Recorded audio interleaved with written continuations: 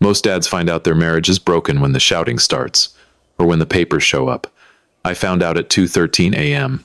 in my garage because a stranger called my name like he knew me, and then asked why I was hiding a woman's screams behind my water heater.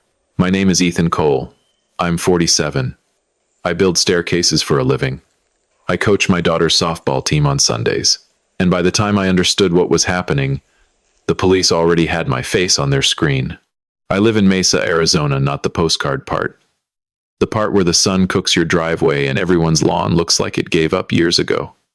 I had what people call a quiet win. A decent home. A paid-off truck.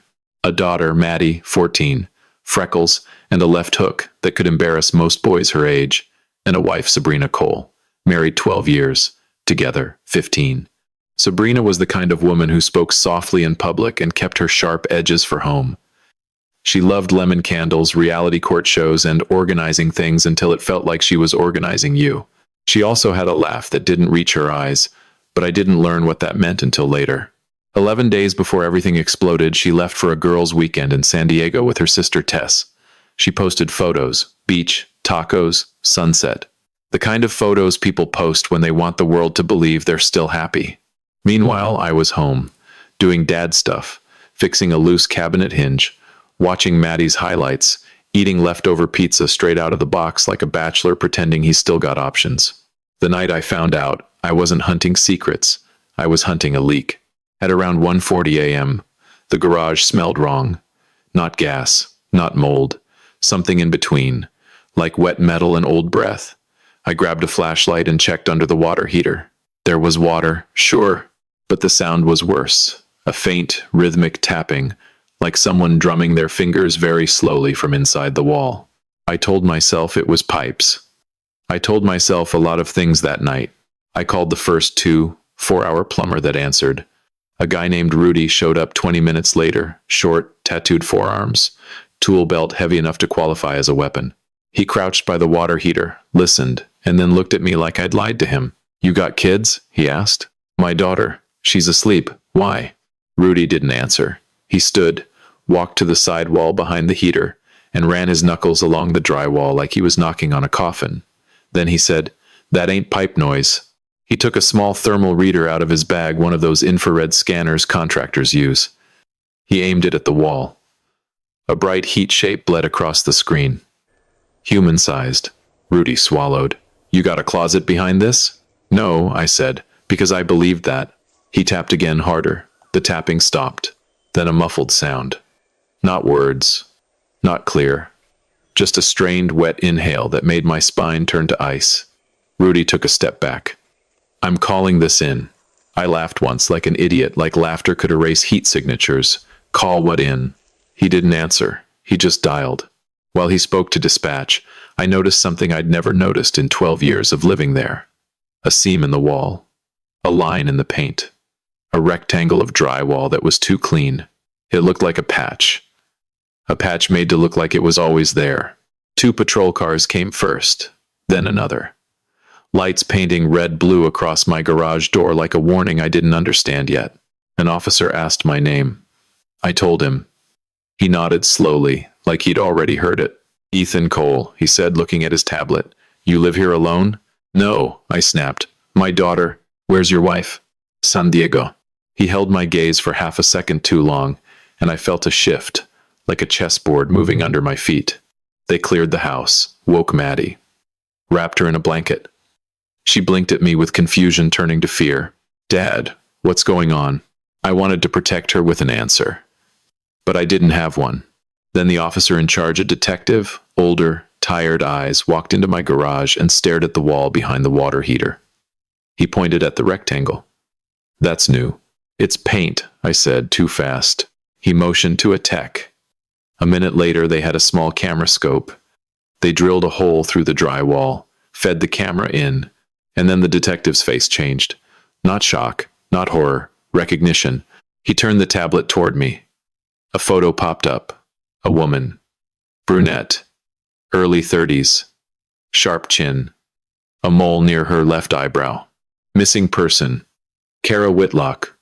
Last seen 9 days ago. Reported by employer.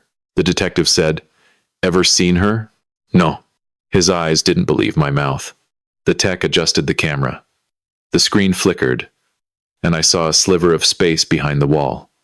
A small, hidden room. A mattress on the floor. A plastic jug. A pile of clothes. And a hand thin, trembling, reaching toward the camera like it was reaching for air. Maddie started crying behind me. I moved forward, instinct, and an officer grabbed my arm. Sir, don't.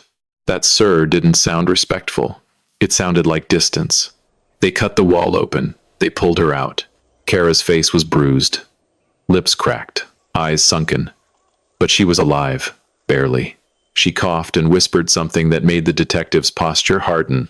She said your name, the detective told me. I opened my mouth. Nothing came out. Because I didn't even know her. And yet apparently she knew me. They separated me from Maddie. Separated me from my own house like I was the contamination. At the station, they didn't scream. They didn't threaten. They did something worse. They laid things out gently, like they expected me to admit guilt if they treated me like a reasonable man. A prepaid phone found in the hidden room. A roll of duct tape. A storage receipt. A printed email confirmation for a rental unit. Desert Lock Storage Unit 3C. The email was addressed to Ethan Cole. The payment method was prepaid debit. The signature was mine. Not similar. Not close. Mine. I stared at it and felt my brain trying to reject reality like a bad organ transplant. I didn't do this, I said. I swear. The detective watched me slow. Your wife says you did. I blinked. My wife? He slid another paper forward. A statement.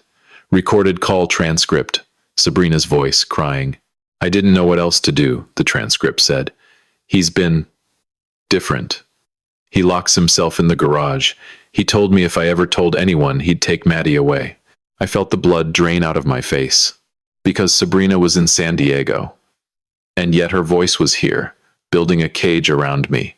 The detective leaned back. She called us this morning, from San Diego, said she was afraid. I couldn't breathe. Not because I was guilty, because I finally understood. This wasn't a disaster. It was a plan, and I was standing inside it. They booked me, photographed me, fingerprint ink under my nails. Then they let me call one person. I called my older brother Caleb. Caleb answered with, "Where are you?" "In hell," I said.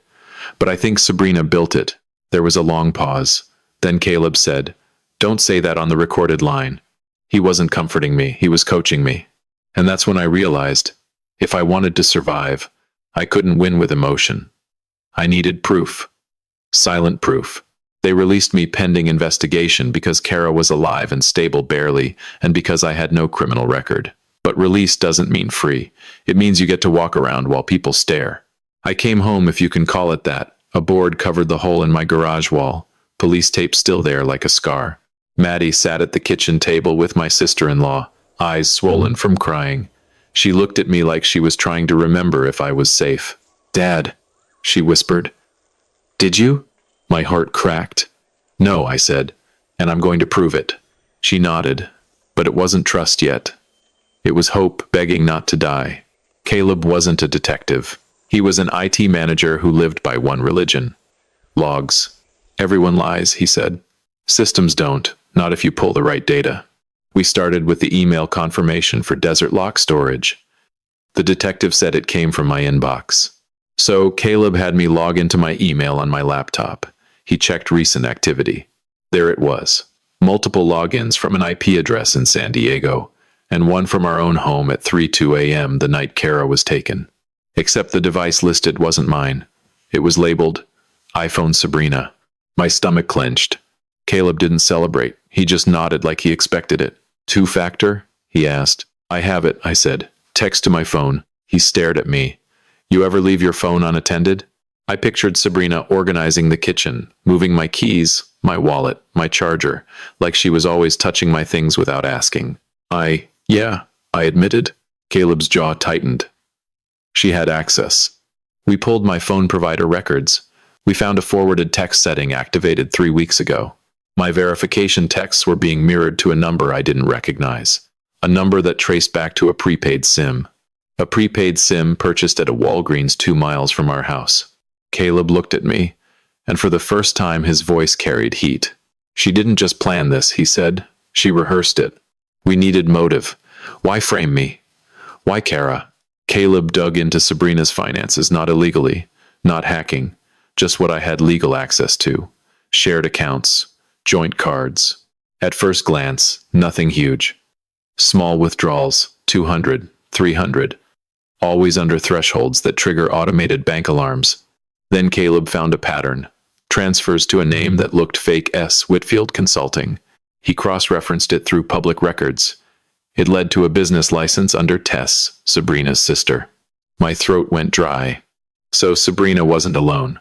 This wasn't a wife snapping. This was family, Caleb said. Check Tess's socials. We did. Buried 3 months back, in the middle of birthday photos, was a tagged picture of Sabrina at a bar with a woman.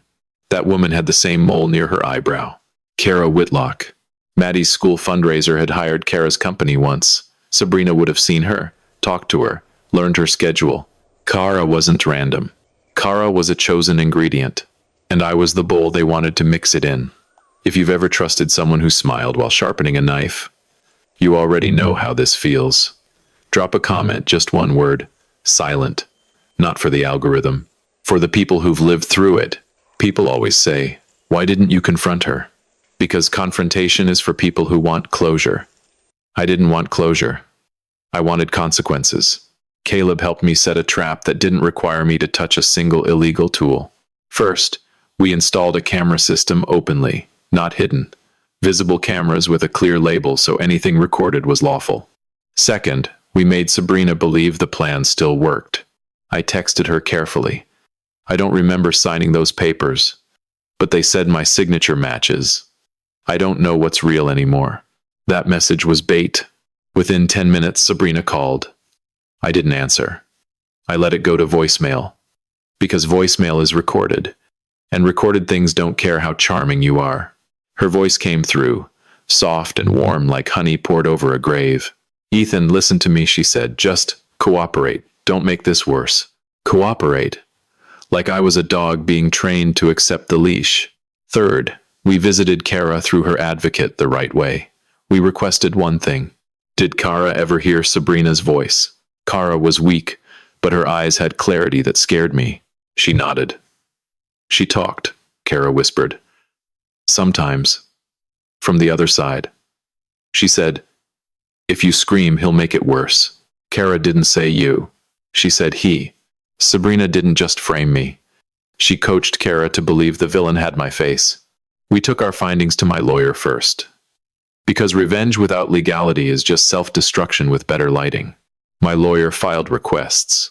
Subpoena email access logs, phone forwarding records, storage facility entry logs. And here's what people don't understand about storage facilities. They have cameras, they have gate codes, they have kiosk timestamps. Desert Lock's manager pulled entry footage for Unit 3C. The day the unit was rented, a woman in sunglasses, baseball cap, hoodie, held her phone up to the kiosk. The kiosk printed the receipt. The manager zoomed the footage. Not to her face, she hid it well. To her wrist. On her wrist was a thin gold bracelet with a tiny charm. Maddie used to call it Sabrina's lucky chain. I bought it for her on our 10th anniversary. And now, it was starring in my attempted funeral. The manager also provided gate access logs. The code used to enter after midnight was the same code printed on my email. The phone number registered to receive kiosk confirmations was a prepaid number, the same prepaid number receiving my forwarded verification texts. It wasn't one smoking gun. It was a firing squad. We didn't go to Sabrina with this. We went to the detective. We didn't accuse, we didn't rant, we delivered a folder. Timeline, logs, footage, forwarding records, voicemail. And then we did something even harder. We waited. 3 days later, Sabrina came home from San Diego. She walked into our house like nothing happened. Maddie didn't run to her. Maddie watched her like she was learning what a stranger looked like up close. Sabrina's eyes flicked to the board over the garage wall, then to me. You look tired, she said. I am, I replied. She smiled. We'll get through this. We. That word sounded like poison. That night, she went into our bedroom and did something she hadn't done in months. She touched my shoulder. Soft. Performing. Like a wife auditioning for forgiveness. I talked to Tess, she whispered.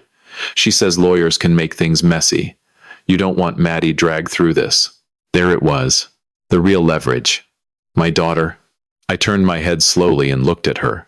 What do you want, Sabrina? Her eyes held mine steady, practiced.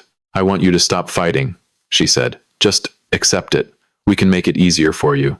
She said, for you, the way someone says, for the dog, before they put it down. I nodded once. Not in surrender. In confirmation. Because I knew something she didn't. The house had cameras now, and her voice was recording itself into a cage. The next morning, at 6:42 a.m., there was a knock. Sabrina opened the door with her calm face. 2 detectives stood there, one in plain clothes. Sabrina Cole? The detective asked. Yes, she said, smiling. Can I help you? We need you to come with us. Her smile didn't break at first. It just froze. For what? She asked, still pretending. The detective held up a bracelet in an evidence bag. My bracelet. Her lucky chain. The charm swung slightly, like a pendulum pointing to the truth. Conspiracy, he said. Kidnapping. False reporting. Identity misuse. Sabrina's eyes finally shifted fast toward me. Not fear. Hatred. The kind of hatred that only shows up when someone realizes the prey became a mirror. Maddie stood at the hallway entrance, silent. Sabrina tried to speak, tried to soften herself into a victim again. Baby, she said to Maddie, I did this for us. Maddie cut her off. No, Maddie said. Her voice didn't shake. You did it for you. That sentence hit Sabrina harder than cuffs. And I didn't smile. I didn't gloat. I didn't say I told you so. Because silent revenge isn't loud. It's watching someone destroy themselves with their own words while you stand still. Kara survived. She testified. And she remembered one detail that sealed it. Sabrina used to hum a song through the wall at night, a lullaby. The same lullaby Sabrina used to hum when Maddie was a baby. Kara heard it and thought it meant the woman outside the wall was a mother. She didn't realize mothers can be monsters too. The court didn't care about Sabrina's tears. The logs didn't care. The footage didn't care. And neither did Maddie. Maddie and I moved out of that house. Not because I was scared, because I refused to let my daughter grow up thinking betrayal is normal just because it's familiar. Sometimes people ask me if I hate Sabrina. I don't. Hate is loud. Hate keeps you attached. What I feel is simpler. A clean, quiet absence. Like turning off a radio that's been static for years. And if you're still here listening, then you already understand the real lesson. She knew my routines. She knew my signature. But she never learned my restraint. She never learned my spine. If you want more true family drama with quiet consequences, the kind where the guilty dig their own grave with words, subscribe to Dad's Silent Revenge. And if you've ever had to stay calm while your world burned, comment one word. Still. Because the strongest men aren't the loudest.